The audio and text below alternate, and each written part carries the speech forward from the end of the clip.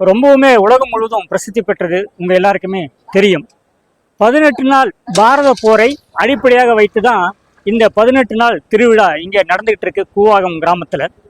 அதிலும் குறிப்பா நேற்று 29ஆம் தேதி சாகை வார்த்தல், கூழ் ஊற்றுதல், அம்மனுக்கு கூழ் ஊற்றுதல் அப்படிங்கிற ஒரு நிகழ்வோட இந்த திருவிழா தொடங்குது அப்படின்னு சொல்லலாம்.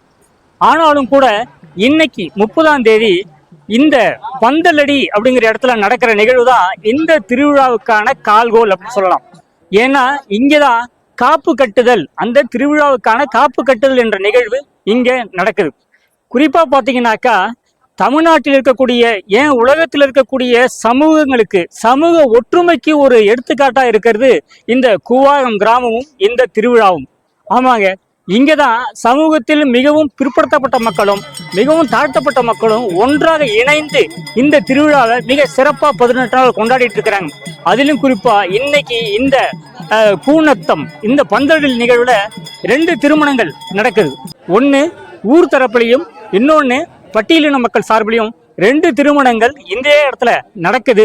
உண்மையிலேயே சமூக நல்லிணக்கத்துக்கு சமூக ஒற்றுமைக்கு எடுத்துக்காட்டா இந்த இடம் விளங்குது அப்படிங்கிறதுக்கு அந்த நிகழ்வு ஒரு சிறப்பான நிகழ்வுன்னு சொல்லலாம். இப்படியாக இந்த நிகழ்வு இந்த இடத்துல பந்தலடி கூனத்தம் பந்தலடியில தொடங்கி இருக்குது, தொடர்ச்சியாக நடக்க போகுது. குறிப்பா இதே இடத்துல தான் அரவான் அழைத்தோடப்படுவார், திருத்தேரில் அழைத்து வரப்படுவார். களப்பொழியும் கூட இங்கே நடக்க இருக்கிறது. அன்னைக்கு நடக்கக்கூடிய நிகழ்வு எல்லாருமே நீங்க அறிந்ததுதான்.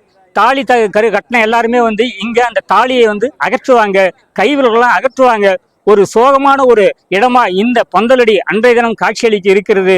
அதற்கு அடித்தளமாகத்தான் இன்னைக்கு இங்க இந்த நிகழ்வு, அதாவது காப்பு கட்டுதலும் இங்க திருக்கல்யாணங்களும் நடந்திருக்கின்றன. உண்மையிலேயே மகிழ்ச்சியான நிகழ்வு. இதுல நானும் கலந்து கொண்டு இதெல்லாம் நான் பார்த்ததுல ஆவணப்படுத்துனதுல உங்க கூட சேர்ந்து ஆவணப்படுத்துறதுல எனக்கு ரொம்பவுமே மகிழ்ச்சி. நன்றி.